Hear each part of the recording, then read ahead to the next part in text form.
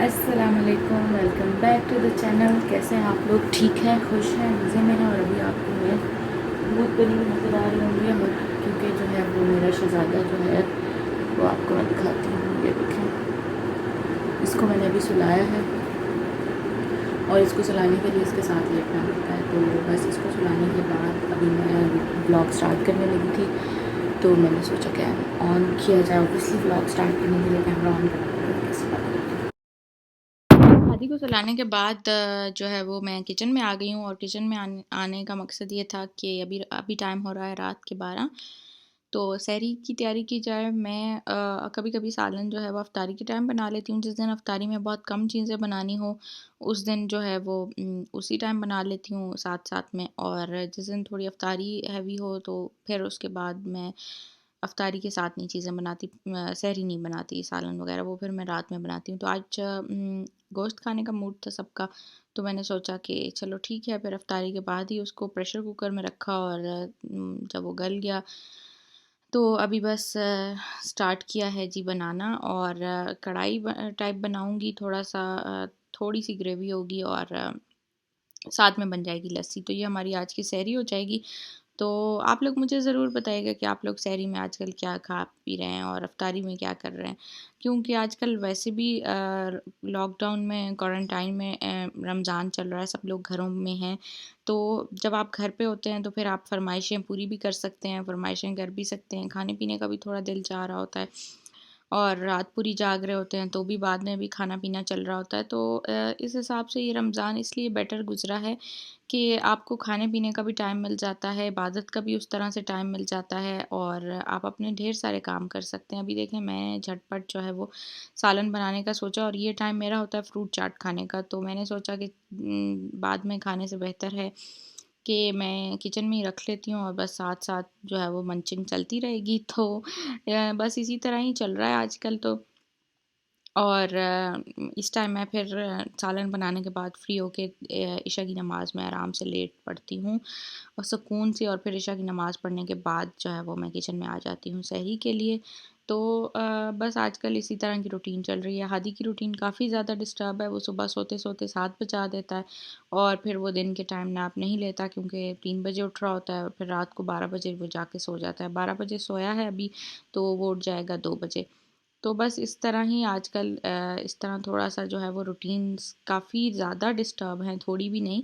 तो इंशाल्लाह अभी 15 रमज़ान तो हो गया है, तो 15 ही दिन रह गए हैं रमज़ान में। रमज़ान का भी बिल्कुल पता नहीं चला। तो जैसे ही ये रमज़ान ख़त्म होता है ईद के बाद, फिर मैं आदि की भी रूटीन सेट करती हूँ और अपनी भी रूटीन सेट करती हूँ। आई होप सो कि ईद के बाद जो है वो जॉब वगैरह भी मेरी दोबारा से रूटीन में स्टार्ट हो जाएगी, तो फिर उसके बाद हम नॉर्मल बैक टू लाइफ आ जाएंगे। तो आपसे बातें करते करते सालन भी हो गया रेडी और अभी आपको मैं बताती हूँ कि सहरी में क्या हुआ। यार फिर मेरी गोलाई खता खराब मज़े की लग रही है। तो रुके ना। तो हुआ कुछ यूँ कि हादी उठ गया था और सबके लिए मैंने सहरी बना दी और मैंने सोचा कि मैं अपने लिए बाद में बनाऊंगी।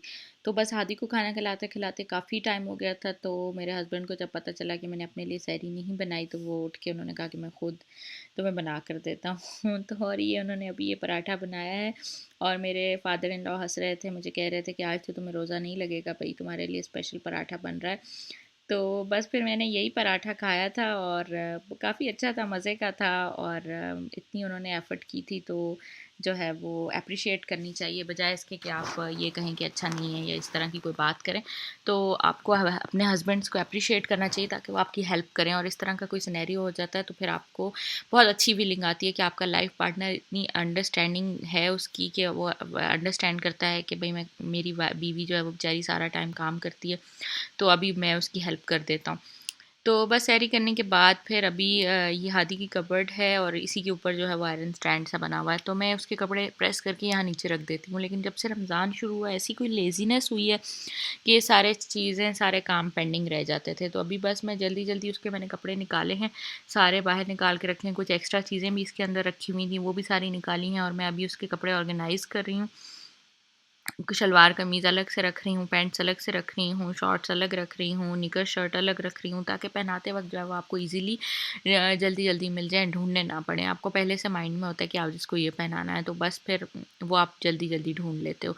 तो कपड़ों का सीन ये है कि बच्चों के कपड़े आपको पता है वैसे भी जल्दी-जल्दी लेने पड़ते हैं, तो लॉकडाउन की वज़ह से कोई शॉपिंग वग़ैरह भी नहीं हुई। अभी ऑनलाइन मैंने कुछ चीज़ें मँगाई हैं, तो उनकी मैंने जो है वो पार्सल्स मेरे आ चुके हैं, उनकी इंशाल्लाह वीडियोज़ मैंने बना ली हैं, वो मैं आपसे जल्दी शेयर करूँगी। तो अभी बस जल्दी-जल्दी से करते हैं कबर्ड क्लीन और इसको अच्छा सा लुक देते हैं, ताकि जो है वो काम जल्दी से निबट जाए और ख़त्म हो जाए, काम बढ़े ना। असल में होता ये है कि कभी-कभी जो है ना, आप बहुत सारी चीज़ें आपके माइंड में चल रही होती हैं, लेकिन आपके पास टाइम इतना कम होता है। अभी जैसे हादी की वजह से मेरी रूटीन इतनी डिस्टर्ब हो जाती है, क्योंकि जब वो जाग रहा होता है तो भी मैं जाग रही होती हूँ, और जब वो सो रहा होता है तो मैं भी सो जाती हूँ। तो बस फिर काम तो फिर इस तरह नहीं होना ना, जब वो जागता है फिर वो फुल टाइम माँगता है। अब ये मेरी कबर्ड हो गई है सेट, और आप देखेंगे नीट एंड क्लीन। अभी कुछ जूते इसके जो है वो बाहर पड़े हैं, वो इंशाल्लाह मैं ढूँढ के जो है वो लगाऊँगी। तो अभी बस क्लीनिंग होगी और अभी हम सोएंगे और आपसे मैं मिलूँगी अफ्तारी के टाइम। तो अभी है अफ्तारी से 1 घंटा पहले 5 बजे का टाइम, असर पढ़ के जो है वो मैं किचन में आ गई हूँ, और ये मैंने आज ड्रम स्टिक्स बनानी थी। हस्बैंड की फरमाइश थी कि उन्होंने ड्रम स्टिक्स खानी है, और फादर इन लॉ ने कहा कि आज पिज़्ज़ा बना लो, तो फिर मैंने कहा कि अब मैं क्या करूँ? तो फिर मैंने ये किया कि मैंने ड्रम स्टिक्स बना ली और साथ में पिज़्ज़ा बना लिया, और मैंने कुछ नहीं बनाया, कोई और चीज़ नहीं, आज कोई तीसरी चीज़ नहीं होगी। तो बस यही हमारी अफ्तारी होगी, तो क्योंकि काफ़ी हैवी हो जाता है, फिर आपसे इतना खाया नहीं जाता, फिर वो सारी चीज़ें पड़ी रहती हैं।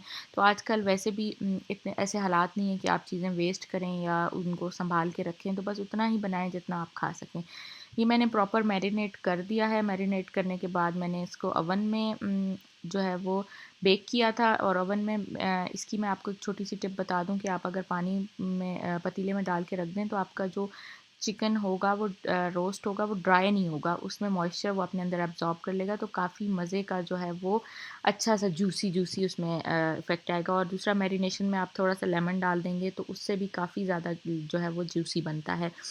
तो हुआ ये कि मैंने ओवन में बनाया था, लेकिन उसके बाद फिर मेरे हस्बैंड ने कहा कि नहीं, इसके ऊपर कोटिंग भी करो ब्रेड क्रम्ब से और वो सारी। तो फिर मुझे कोटिंग करने के बाद उसको थोड़ा सा डीप फ्राई करना पड़ा था, ज़्यादा नहीं, डीप फ्राई नहीं, शैलो फ्राई कह सकते हैं। तो ये है इसकी जी फाइनल लुक, और बहुत मज़े की बनी थी, बहुत यमी बनी थी, बिल्कुल रेस्टोरेंट स्टाइल बनी थी, और बहुत सबको पसंद आई। और आपको कैसी लग रही हैं, आप लोग भी मुझे ज़रूर बताइएगा। और मैंने साथ में थोड़े से फ्राइज़ और सैलेड काट के इसकी थोड़ी सी जो है ना वो गार्निशिंग टाइप की, और थोड़ा सा लुक बना दी थी इसकी, और बहुत अच्छी लग रही थी माशाल्लाह, बहुत मज़े की बनी थी। और फिर उसके बाद मैंने पिज़्ज़ा का डो पहले ही बना के रख दिया था, गूँध के रख दिया था, सारे वेजिटेबल्स काट लिए थे, और छोटे-छोटे चिकन क्यूब्स लेकर उनको तंदूरी मसाला शान का लगा के मैरिनेट करके पका लिया था। और उसके बाद मैंने शंग्रीला का सॉस यूज़ किया है, पिज़्ज़ा सॉस, शंग्रीला का पिज़्ज़ा सॉस आप बनाएँ। इसको अच्छा, इसका मेरे पास जो अवन का गोल वाली प्लेट है ना, वो मुझे मिल नहीं रही, आई थिंक उन्होंने साथ दी ही नहीं थी, वो मिसिंग थी इसमें से। तो फिर मैंने क्या किया कि मैंने इसका पराठा टाइप बना के और तवे पे थोड़ा सा इसको सेक लिया था, शेप दे दी थी, और उसके बाद सॉस लगा के, सारे वेजिटेबल्स ऊपर लगा के, चिकन ऊपर लगा के, और उसके बाद मैंने इसके ऊपर क्या कहते हैं उसको, चीज़ डाल दिया था, और इसको ओवन में रख दिया था 200 डिग्री फ़ारेनहाइट पे। आपने पकाना है इसको 15 टू 20 मिनट्स या 25 मिनट्स, वो आप देख लें जब आपकी आपके चीज़ में बबल्स आ जाएँ और आपको फ़ील होना शुरू हो जाए, और आप एक दफ़ा चेक भी कर लें कि नीचे तो नहीं लग रहा या ऊपर से डार्क तो नहीं हो रहा, तो वो आप फिर उसमें से निकाल लें। और ये हमारा ये मज़ेदार सा यम्मी सा पिज़्ज़ा रेडी हो गया। और अभी मेरे हस्बैंड आए हैं इसके स्लाइसेस करने, उनको बहुत मज़ा आता है जो है वो इस तरह के काम करने में, उनको जो है ना अच्छा लगता है। मुझसे स्लाइसेस हो तो जाते हैं, लेकिन मैंने कहा कि चलें आप करके दें मुझे, और थोड़ी अच्छी फीलिंग आती है हस्बैंड एंड वाइफ इकट्ठे अगर किचन में काम कर रहे हों, या थोड़ा सा एक दूसरे की हेल्प कर दें। तो आजकल आपको पता है हमारा तो ज़्यादा से ज़्यादा वक्त गुजरता ही किचन में है, तो अगर इसमें आपके हस्बैंड आपकी हेल्प कर रहे हों, तो इससे बड़ी और क्या बात होगी। तो आप इंजॉय भी करते हैं, टाइम भी अच्छा गुजर जाता है, बातें भी हो जाती हैं, और काम भी बहुत झटपट में हो जाता है।